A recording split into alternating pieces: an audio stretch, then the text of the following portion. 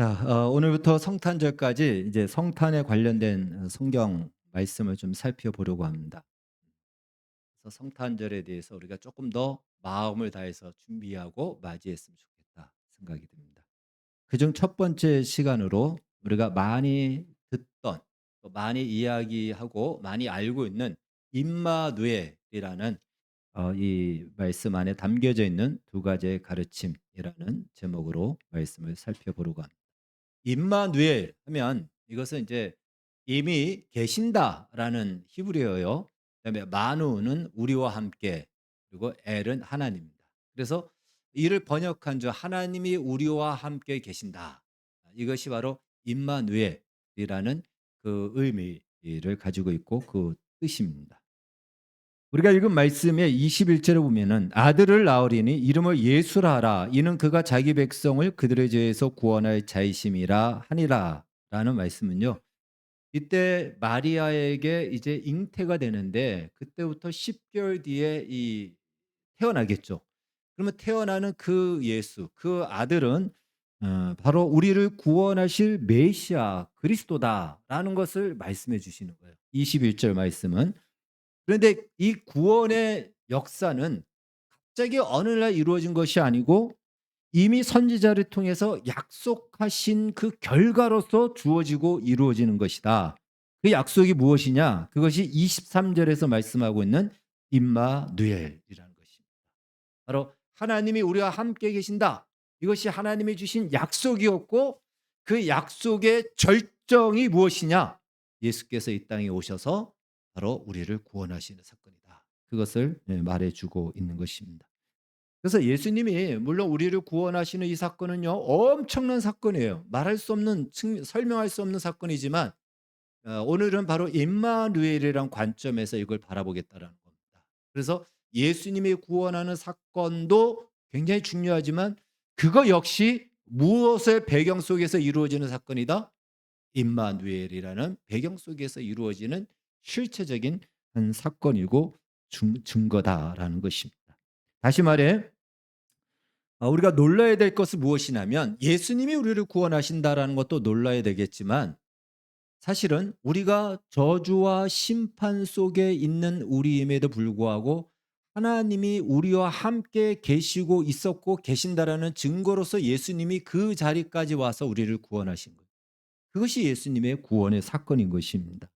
그래서 임마누엘이 얼마나 놀라운지를 우리는 다시 한번 발견을 해야 된다라는 것입니다.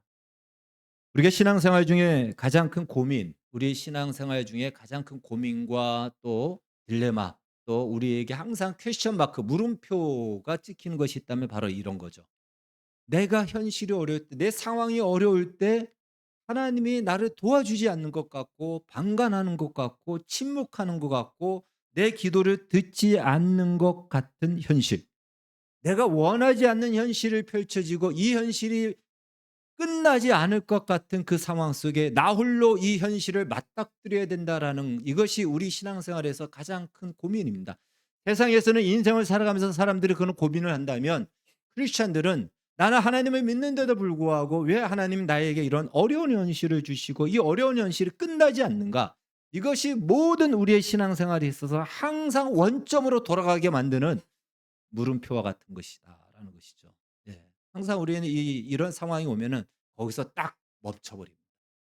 그리고 거기서 더 이상 한 발짝 앞을 나가기가 어렵다라는 것입니다. 그런데 이 임마누엘이라는 이 약속은 바로 이러한 우리와 같은 이 고민, 이러한 딜레마 같은 이 상황 속에서 주어졌다라는 것입니다. 이해를 돕기 위해서 이제 이 임마누엘의 약속이 주어진 이사야서 7 장으로 좀 가 보도록 하겠습니다. 이사야서 7 장, 예, 7장 우리 말씀을 한번 좀 열어 주십시오. 이제 성경을 좀 한번 보도록 하겠습니다. 자, 우리 2 절에서 7 절까지 먼저 한번 읽겠습니다. 2 절에서 7절 시작. 어떤 사람이 다윗의 집에 알려 이르되 아람이 에브라임과 동맹하였다 하였으므로 왕의 마음과 그의 백성의 마음이 숲이나 바람에 흔들림 같이 흔들렸더라. 그때 여호와께서 이사야에게 이르시되 너와 내 아들 스알 야습은 윗목 수도 끝 세탁자의 밭 큰 길에 나가서 아하스를 만나 그에게 이르기를 너는 삼가며 조용하라. 르신과 아람과 르말리아의 아들이 심히 노하할지라도 이들은 연기나는 부직갱이 그루터기에 불과하니 두려워하지 말며 낙심하지 말라. 아람과 에브라임과 르말리아의 아들이 악한 꾀로 너를 대적하여 이르기를 우리가 올라가 유다를 쳐서 그것을 쓰러뜨리고 우리를 위하여 그것을 무너뜨리고 다베엘의 아들을 그 중에 세워 왕으로 삼자 하였으나 주 여호와의 말씀이 그 일은 서지 못하며 이루어지지 못하리라. 네, 일단 여기까지 이렇게 읽었습니다. 그대로 놔두시기 바라겠습니다. 이때의 배경은요. 주전 735년쯤입니다. 그리고 배경은 남유다의 에서 이루어진 일인데 이때 왕이 아하스입니다. 아하스 왕인데 그 시대적인 정세적인 그때 배경이 무엇이냐면 아수르가 이제 막 제국처럼 막 일어나는 강력하게 일어나는 그런 시기였습니다. 그러다 보니까 북이스라엘 같은 경우는 북왕국 이스라엘과 그다음에 그 사이에 있는 아람이 굉장히 위협을 느꼈어요. 아수르가 너무 강력하게 일어나니까. 그래서 남유다, 아람, 북이스라엘 우리가 3국이 연맹을 이루어서 저 아수르와 같이 아수르를 같이 대항하자라고 하나의 연맹 국가, 연맹을 이루자라고 이제 연합군을 이루자라고 그렇게 제안을 했는데 아람은 이 북이스라엘의 제안을 수락합니다. 그래서 연합군을 형성하는데 남유다는 수락을 안 하는 거예요. 싫어. 우리는 안 하겠다라고 하니까 북이스라엘이 아니 우리가 나 혼자 살겠다고 하는 것도 아닌데 같이 살자고 하는 건데 너희들이 거기서 빠지겠다고? 그러니까 북이스라엘이 아수르보다도 너희가 먼저 괘씸하다. 그래서 이 연합군 아람과 연합군을 이뤄서 먼저 우리가 유다를 치자. 그래서 유다를 공격해 들어옵니다. 예. 그러면 유다 왕국이 그만한 힘이 있어서 거부한 것이 아니거든요. 유다도 그다음에 힘이 없습니다.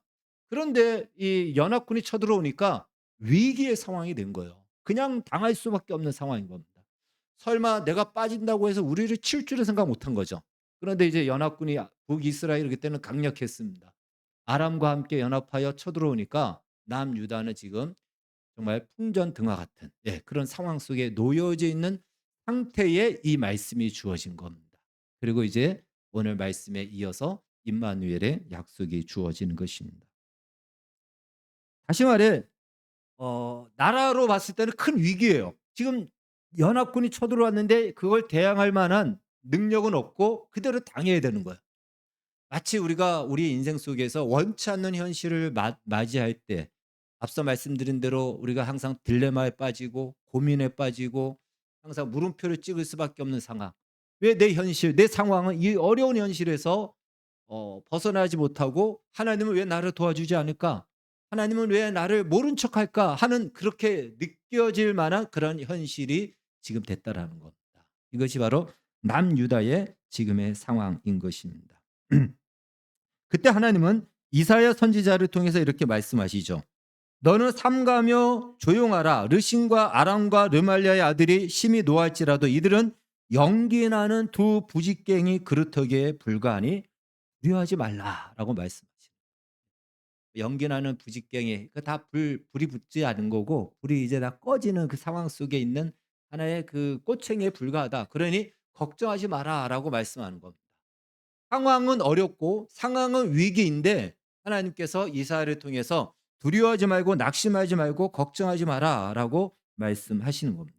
그러니까 눈으로 보이는 건 위기인데 하나님이 걱정하지 마라, 두려워하지 말라라고 약속을 줍니다. 그러면서 말씀하시기를 네 눈으로 보기에는 지금 위기지 않냐? 그러니까 내 말을 믿지 못하지 않겠냐?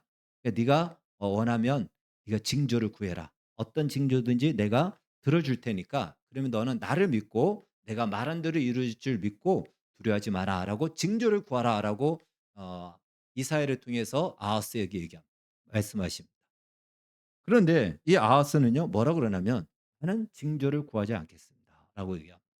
징조를 구하지 않겠다. 12절 12절 아하스가 이르되 나는 구하지 아니하겠나이다. 나는 여호와를 시험하지 아니하겠나이다 한지라.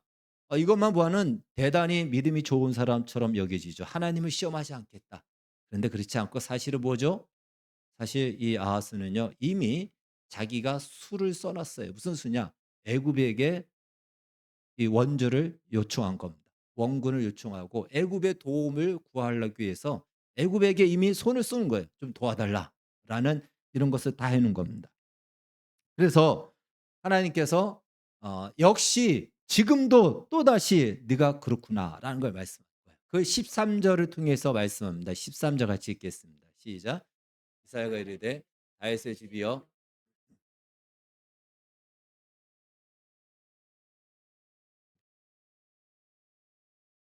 예. 저 말씀만 봐서는 잘 무슨 말인지 이해가 좀 어렵죠. 사실 이 아하스가 12 절에 하나님께서 말씀하실 때 "징조를 구하지 않겠다."라고 한 것은요. "하나님 나도 방법이 있고 나도 계획이 있으니까 하나님은 이 일에 간섭하지 마세요." 이 얘기예요. "하나님은 이 일에 끼어들지 말고 내가 알아서 할 테니까 하나님 더 이상 가까이 오지 마세요."라고 이렇게 이야기한 겁니다. 그러니까 하나님이 13 절에 말씀하시는 거죠. 뭐라고 말씀합니까? 바로 "네가 지금까지 사람들을 괴롭힌 거." 이 말은 무슨 말이냐면 아하스가 사실 20 살에 왕이 됩니다. 20 살에 왕이 됐니 무슨 특별히 그런 경험도 없으니까 어렵죠. 어려워요. 나름대로 자기가 왕이 됐기 때문에 이것은 이제 성경을 찾지 않고 성경에 나온 얘기를 합니다. 나름대로 애써서 나라를 세우려고 노력을 하죠. 정말 수고도 하고 애쓰고 정말 힘을 씁니다. 그런데 하나님을 의지하는 것을 빼놓고 애씁니다. 하나님의 도움을 구하는 하나님 앞에 나아가는 것은 거부하고 나름대로 자기의 힘을 다하여 나라를 세우려고 애쓰는데 됩니까? 안 돼요. 왜? 하나님의 백성이 하나님의 나라는 하나님을 의지하여 하나님이 도와주시는데 하나님으로부터 멀어져 가니까 하나님이 "너 그러면 안 된다."라고 어려움을 허락하십니다. 그러니까 이 아하스가 하나님만은 빼놓고 나머지는 다 하겠다라는 거죠. 그러다 보니까 이방 국가의 우상들을 다 끌어옵니다. 우상을 숭배하기 시작합니다. 심지어 어떤 우상까지 섬기냐면 몰렉신까지 섬겨요. 몰렉신은 인신 제사를 드리는데 아들을 불태워서 제사를 드리는데 자기 아들, 이 왕의 아들이라면 왕자잖아요. 왕자를 불태워서 제물로 드립니다. 여러분 정상적인 사람은 그렇게 할 수 없죠. 그런데 그렇게까지 해야 될 정도로 상황이 어떻다? 어렵다라는 거예요. 자기 아들을 인신제사로 드릴 만큼의 상황이 풀리지 않고 어렵다는 거예요. 그러니까 그러다 보니까 계속해서 하나님이 어려움을 허락하니까 백성들은 힘들고 어려워지고 죽어가고 이거예요. 너의 불순종과 네가 하나님 앞에 나오지 않음으로 인해서 얻어지는 이 결과가 얼마나 참혹한지 알지 못하느냐. 그럼에도 불구하고 내가 너를 떠나지 않고 너와 함께 있고 너를 도와주겠다라고 네가 믿지 못하니까 징조를 구하라고 했는데 그것조차 네가 거부하고 그것조차 하나님을 배척하느냐? 그래? 그러면서 하나님이 14절 말씀을 주십니다. 14절 같이 읽겠습니다. 시작. 그러므로 주께서 친히 징조를 너희에게 주실 것이라. 보라 처녀가 잉태하여 아들을 낳을 것이요 그의 이름을 임마누엘이라 하리라. 아멘. 네. 다시 말해서 이 말씀이에요. 너는 그렇게 나를 배제하고 네 힘으로 이 어려움도 해결하겠다고 하고 그래서 네 계획대로 네가 원하는 대로 될 것이라 생각하지만 내가 징조를 주겠다. 내가 징조를 준다는 것은 바로 내가 말한 대로 이 역사를 내가 이루어 가겠다. 나는 너희와 함께하는 임마누엘이다. 라는 말씀을 주시는 겁니다. 그러면서 어떤 징조입니까? 처녀가 잉태하여 아들을 낳을 것이요 그의 이름을 임마누엘이라 하라. 그러니까 여기서의 처녀는요. 어 결혼하지 않은 여자를 얘기하는 거예요. 결혼하지 않은 여자가 이제 결혼할 것이다. 이제 결혼해요. 곧 결혼할 것이고 그러면 아기를 가질 것이다. 그럼 아기를 가지면 얼마큼 걸립니까? 네. 한 1년 정도 걸리잖아요, 10 개월. 그러고 난 뒤에 14 절, 15 절에 가면은 이런 말씀이 있습니다. 15 절에 보면은 "그가 악을 버리며 선을 택할 줄 알 때가 되면" 이 말은 무슨 말이냐면 선악을 분별할 수 있는 나이가 되면 이 얘기예요. 그럼 그때 나이가 몇 살이냐면 12 살입니다. 이스라엘이 성인식이 13 살에 하거든요. 그러니까 12 살 그리고 아기 갖는 시간 1 년 뭐 그리고 이제 막 결혼하려면 준비하는데 1 년. 그러면 총 합해서 한 15 년 넉넉 잡아도 20 년이죠. 15년 안에 20년 안에 어떤 일이 일어나느냐. 너희를 지금 침략해 온 저 북이스라엘과 아람의 연합군은 지도상에서 흔적도 없이 사라질 것이다. 라는 이 약속을 지금 하시는 겁니다. 그래서 이제 그 뒤에 보면은 17절에 보면은 그 누구를 통해서 그 일을 하겠다? 아수르 왕이 오는 날에 그 역사가 이루어질 것이다. 라고 합니다. 그리고 실제로 이로부터 13년 뒤에 주전 722년에 아수르에 의해서 북이스라엘은 지도에서 사라지게 됩니다. 나라는 망하게 됩니다. 그러니까 다시 말해 이 일을 통해서 하나님이 말씀하시고자 하는 것은 네가 네 계획대로 진행하여 네 역사를 네가 만들어 갈 수 있다고 생각하느냐? 역사의 주인이 누군지 아느냐? 누가 역사를 주권적으로 다스리는지 아느냐? 내가 그 일을 한다. 내가 그 일을 하는 증거를 보여주겠다. 임마누엘이다. 처녀가 잉태의 아들을 할 것이고 그가 자라서 선악을 분별할 그 나이가 될 때쯤 그 역사가 이루어질 것이다. 라는 대로 말씀대로 이루어진 바로 그 사건이 오늘 말씀인 것입니다. 요약하면 바로 이런 내용이죠. 너는 위기의 현실이 지금까지 펼쳐진 것이 무엇 때문에 펼쳐졌는지 아직도 깨닫지 못하느냐? 네가 하나님을 버리고 우상을 숭배하고 하나님 없이 살고자 하는 그 인생. 그것 때문에 돌아오라고 하나님이 어려움을 허락했는데 불구하고 그러면 그럴수록 더 멀어지고 나중에는 몰렉신까지 가져 들어와서 자기 자식을 불에 태워서 죽이는 드리는 이러한 있을 수 없는 이런 행동까지 하느냐. 그럼에도 내가 너와 함께하고 너에게 너를 보호하고 너희는 나의 백성으로 내가 지키겠다고 하는데 이러한 나를 끝까지 거부하느냐. 그래도 나는 임마누엘이다. 그래도 나는 너희와 함께하고 내가 너희와 함께하고 내 말한 대로 내가 목적하고 하나님이 계획한 대로 펼쳐질 것을 네가 네 눈으로 볼 것이다 라고 하면서 보여준 것이 임마누엘입니다. 그리고 그 징조대로 실제로 역사 속에서 이루어졌다라는 거예요. 유다 망하지 않았습니다. 오히려 이후로 히스기야 왕이 태어나서 강력한 나라가 되어지는 것을 보게 됩니다. 그런데 이 사건이 주전 700년대에 이루어졌는데 이거 끝난 줄 알았어요. 끝난 줄 알았는데 마태복음에 봐서 예수님의 탄생 속에서 이 말씀을 인용합니다. 마태가. 그래서 임마누엘의 그 약속과 징조와 이것이 그때가 아니고 지금 더 구체적으로 드러나고 하나님의 함께하심의 구원의 역사가 무엇인지를 분명하게 결정적으로 드러내는 사건이 예수 그리스도의 탄생을 통해서 나타난다라는 것을 오늘 마태복음을 통해서 말씀해 주고 있는 것입니다. 특히 이 마태복음에서 이 이사야서하고 마태복음에서 둘 다 임마누엘의 약속을 하면서 처녀가 잉태한다라고 했을 때 이사야서에서는 그냥 결혼하지 않은 처녀를 이야기한다면 마태복음에서는 정혼을 했지만 남자와 동침하지 않은 처녀의 몸에서 이것은 이제 결혼하지 않은 거예요. 남자의 씨를 받지 않은 처녀의 몸에서 아들이 잉태된다. 그러니까 이 말은 이것 자체가 누구만이 할 수 있다? 하나님만이 하실 수 있는 것이고 이 역사는 하나님만이 만들어 가신다라는 것을 처녀 잉태를 통해서 우리에게 가르쳐 주고 있는 것입니다. 그래서 이 임마누엘 안에 담겨져 있는 두 가지의 가르침 중에 여러 가지가 있겠지만 오늘 우리가 두 가지만 살펴보는데 첫 번째는 바로 이겁니다. 같이 한번 읽겠습니다. 세상의 역사와 시간은 하나님이 정한 곳으로 향한다. 이것이 임마누엘이 말하는 가르침입니다. 이사야서를 통해서 분명히 말씀하셨죠. 하나님이 정한 목적대로 세상의 역사는 펼쳐지는 것이지 아하스는 하나님이 간섭하지 말라. 내가 계획한 대로 내가 인생을 내 나라를 내가 세워가겠다라고 했지만 그의 계획대로 되지 않고 하나님의 계획대로 그 역사는 마무리되어지고 그리로 향하더라는 것입니다.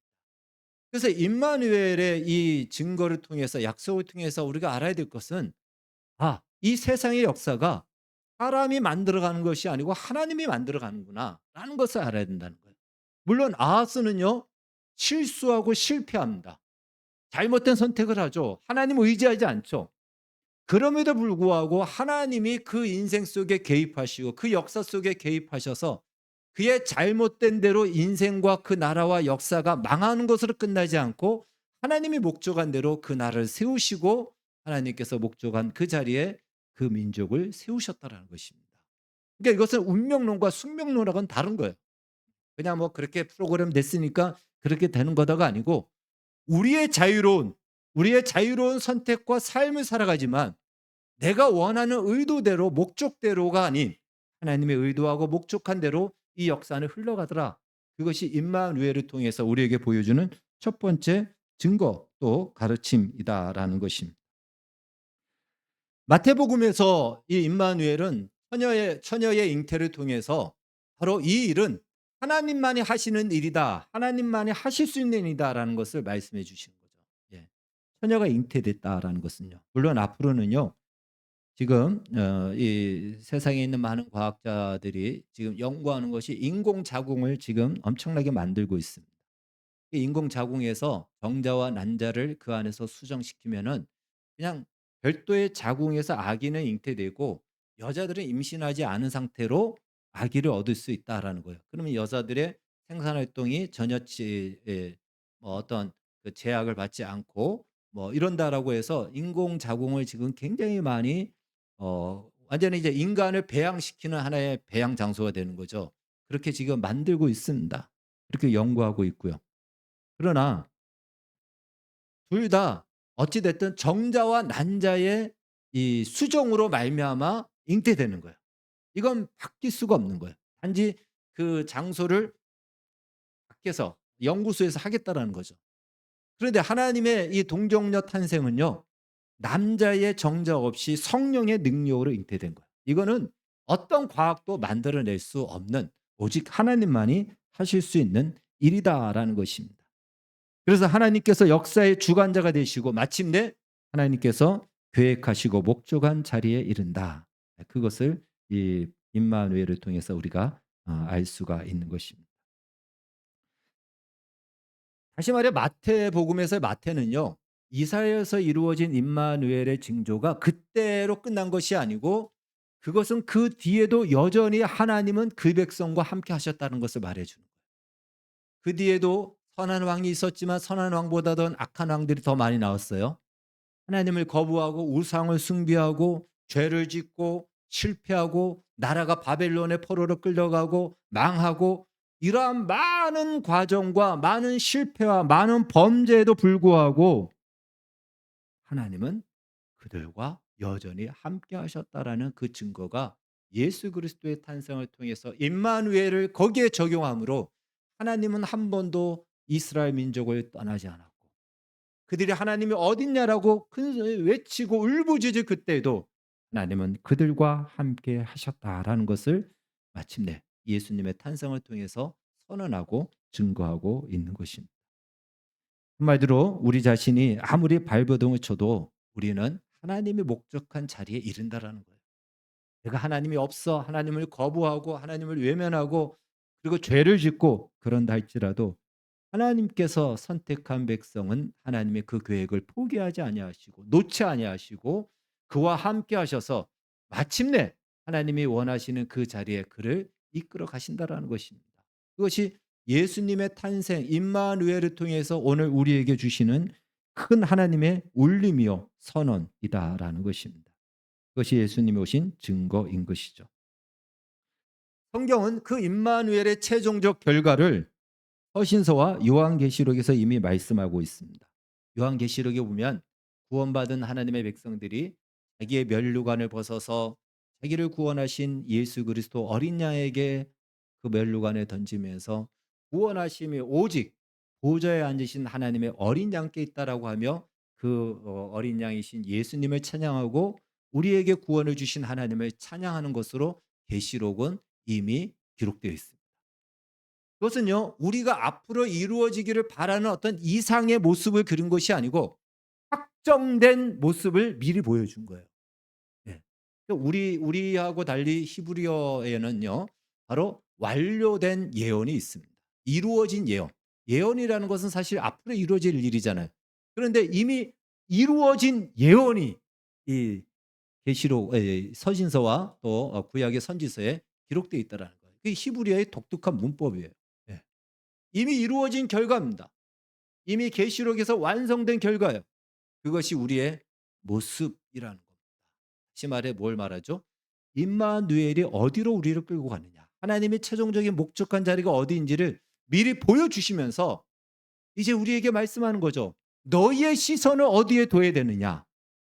너희의 인생의 방향을 어디에 둬야 되느냐. 그걸 우리에게 말씀하고 있다라는 것입니다. 사실 아하스가 하나님 보시기에 무슨 선한 일을 했을까요? 그렇지 않습니다. 오히려 악한 일을 행했죠. 또 예수님 당시 유대인들도 하나님에게 무슨 칭찬받을 만한 그런 행동을 했을까요? 그렇지 않습니다. 오히려 그 반대했습니다. 그럼에도 불구하고 하나님은 아하스에게 무슨 약속을 주셨다? 임마누엘의 약속을 주셨어요. 그러니까 우리에게도 임마누엘의 약속을 주신 것은요. 우리의 어떤 조건이 되어서 우리가 무슨 자격이 되어서가 아니고 하나님이 이 역사를 만들어 가시고 이끌어 가시는데 하나님의 선택한 백성들에게 임마누엘의 약속과 징조를 보여주면서 이제 역사는 이렇게 펼쳐질 것이고 이 목적의 자리로 나갈 것인데 너희들의 눈에 보기에는 당장은 어렵고 당장은 아무것도 보이지 않고 하나님이 방관하는 것 같고 침묵한 것 같을지라도 여전히 하나님은 너희들을 떠나지 않고 너희와 함께 계시며 너희를 목적한 자리로 끌고 갈 것이다. 그것이 임마누엘을 통해서 오늘 우리에게 주시는 두 번째 가르침이다라는 것입니다. 그래서 우리의 어떤 지금 당장 보이는 현실이 너무 어둡고 또 답답하고 끝나지 않을 것 같은 절망의 상황 속에서도 우리가 기억해야 될 것은 예수 그리스도의 탄생을 통해서 하나님이 우리를 떠나지 않고 있다라는 것을 분명히 우리에게 알려주시는 거예요. 우리 그걸 알아야 되고 그걸 믿어야 됩니다. 지금 내 눈앞에는 아닌 것 같은 현실이라도 하나님이 여기에 지금 나와 함께하고 있다는 분명한 선언, 그 일이 예수 그리스도의 탄생을 통해서 우리에게 말씀해 주고 있습니다. 사실 이 세상의 역사는 세상의 승자들에 의해서 쓰여지는 것 같아요. 세상에서 성공한 자들에 의해서 쓰여지는 것 같습니다. 그러나 임마누엘을 통해서 뭘 말씀하죠? 그렇지 않다라는 거예요. 아하스가 두려워했던 것은 무엇이죠? 저 연합군이 너무 무서우니까 그래도 강력한 애굽의 힘을 빌렸는데 그들의 힘에 의해서 나라가 바뀐 것이 아니고 하나님이 목적한 대로 하나님이 역사하고 말씀하신 대로 그렇게 모습으로 그 나라의 역사가 결론 지어졌다라는 것입니다. 그렇다면 우리는 이런 의문이 좀 들기도 합니다. 역사를 그렇게 만들어 가실 수 있는 하나님이라면 우리의 상황과 현실을 얼마든지 내가 원하는 현실과 상황으로 만들어 줄 수 있지 않냐. 역사를 그렇게 하나님께서 바꾸어가고 한 나라의 흥망성쇠를 좌우한다면 나의 인생의 흥이라는 나의 인생의 흥의 역사를 하나님이 만들어 주실 수 있지 않냐. 근데 왜 만들어 주시지 않고 꼭 망했을 때 와서 도와주시느냐. 이런 마음을 우리가 가지게 됩니다. 하나님은 얼마든지 그렇게 하실 수 있습니다. 그러나 우리가 기억해야 될 것은요. 내가 원하는 인생이 무엇인지를 한번 여러분 그려보십시오. 여러분 각자가 한번 생각해 보세요. 내가 원하는 인생의 모습을 한번 그려보세요. 아마 우리는 대부분 이런 걸 그릴 겁니다. 내가 고민하지 않고 살 수 있을 정도의 재력이 있고 또 내가 정말 갈등하지 않을 만큼의 모든 인간관계가 그렇게 원활하고 또 내가 하고 싶은 거 언제든지 할 수 있는 정도의 모든 여건이 갖추어진 인생. 어쩌면 대부분이 다 이걸 원하지 않을까요? 이걸 다른 말로 바꾸면 뭐라 그러죠? 아무 고민과 아무 갈등과 아무 생각도 없이 그냥 살아갈 수 있는 인생. 여러분 아무 고민과 아무 갈등과 아무 생각도 없이 언제나 해해하면서 살아가는 사람이 어떤 사람이에요? 어떤 사람만이 그렇게 삽니까? 하나님은 우리를 그런 존재로 주지 않았다는 거. 갈등하게 하십니다. 고민하게 하십니다. 치열한 인생에 하느냐 마느냐 그 자리까지 가게 만들고 이게 뭐냐? 자신의 죄악에 대해서 자신의 이 악한 모습을 보고 소스라치게 놀라고 그리고 다른 사람의 죄의 모습을 보면서 인간이 얼마나 악한 존재인가를 알고 그리고 내가 원하는 대로 펼쳐지지 않는 세상을 보면서 세상이 얼마나 만만치 않은지를 얘기하십니다. 그리고 세상이 얼마나 우리를 유혹합니까? 세상이 말하는 대로 살아야 너는 성공한다라고 얼마나 우리에게 세뇌를 시킬 정도로 말합니까? 그 속에서 그 속에서 우리가 하나님을 의지하겠습니다. 하나님을 선택합니다. 하나님이 그걸 원하시는. 왜 그걸 원하시는지 여러분 다 모든 것이 예를 들어서 이런 얘기 하잖아요. 어떤 배우가 좀 유명한 배우가 아주 뭐 탑스타 해당 출연료가 우리나라도 지금 아주 이 인류 탑스타들은요. 해당 출연료가 3억, 5억 그래요. 한 번 그냥 드라마 10편 찍으면은 50억이 되는 거예요, 그냥. 예, 그런 사람들이 엄청나게 돈을 벌었는데 그 사람을 좋아한다고 오는 여자를 이 순수하게 받아들일 수 있습니까? 네. 순수하게 받아들일 수 있을까요? 근데 이 사람이 무명 배우, 정말 밥도 못 먹고 라면 먹을 때 정말 그 사람을 좋아한다고 오는 사람, 그건 순수하게 받아들일 수 좀 있겠죠. 모르죠. 그 사람이 앞으로 저 사람이 대스타가 될 것 같으니까 그런지 몰라도. 그러니까 만약에 모든 조건이 갖춰진 상태에서 좋다라고 오는 사람을 순수한 눈으로 보기 어렵죠. 이 사람이 나를 좋아하는 건지 내가 가지고 있는 돈을 좋아하는 건지 이게 의심스러운 겁니다. 여러분 하나님도 그걸 알고 싶은 거예요. 천국 가면 우리가 고민할 일이 있습니까? 천국 가면 우리가 갈등할 일이 있습니까? 천국 가서 하나님 말씀 순종하지 않을 사람이 있을까요? 네, 없습니다. 거기선 다 순종하고요. 거기선 갈등도 없어요. 거기선 찬양하고 하나님만을 높일 겁니다. 그것이 별 다르지 않아요. 누구나 다 그러고 그러니까. 그런데 세상 그 무엇과도 또 세상의 그 거짓된 유혹을 물리치고 그래도 나는 하나님 역사 속에서 임마누엘을 이루어 가시는 하나님, 지금 내 눈에는 당장 내가 원하는 현실이 아니라도 여전히 하나님 나와 함께 한다는 것을 역사의 가르침을 통해서 믿음으로 받고 예수 그리스도의 탄생을 통해서 믿음으로 받고 하나님 내 인생이 세상이 요구하는 대로가 아닌 하나님이 원하시는 대로 기뻐하는 대로 내가 하나님을 선택하며 살겠습니다. 하나님은 그 사랑을 찾기를 원하십니다. 그 사랑을 받기를 원하십니다. 그래서 우리의 인생 속에 이 임마누엘의 역사를 주관하시는 하나님이 왜 내 인생 하나 아무것도 아닌 내 인생을 왜 바꿔 주시지 않을까? 바꿔 주실 수 없는 것이 아니고 우리를 향하여 기대하는 바가 있는 거죠. 바로 그 믿음의 자리로 나오라는 거예요. 하나님이 역사 속에서 보여주시지 않냐? 예수 그리스도 자기 아들을 내어 주시면서까지 우리를 구원하신 이 십자가의 사랑을 통해서 하나님이 너희와 우리와 함께하고 있다. 두려워하지 말고 낙심하지 말고 세상의 것에 주눅들지 말라라고 말씀합니다. 그렇다고 우리가 항상 난 믿음이 좋다 이 얘기가 아니에요. 정말 피를 흘리면서 억지로 하나님을 의지하며 하나님을 잡을 만한 힘도 없는데 하나님을 의지하며 한 걸음 한 걸음 나아갈 수밖에 없는 것이 우리의 모습입니다. 그리고 그런 우리에게 무슨 어떤 세상적인 무엇이 있느냐? 때때로 하나님은 그러한 사람에게 하나님은 세상적 가치의 것들을 허락하실 때도 있습니다. 당연히 하나님이 함께 하시는 증거를 보여주시고 세상 가운데서도 나타내기 위해서 놀라운 것으로 함께 하시기도 하십니다. 그러나 진짜 우리가 받는 복은 무엇이죠? 그 속에서 하나님의 말씀을 따라 순종하는 이것은 이 세상에서만 가질 수 있는 유일한 영광이라는 것이에요. 천국 가서 하나님 말씀 순종하는 것은 영광이 아니에요. 그건 누구나 다 하는 겁니다.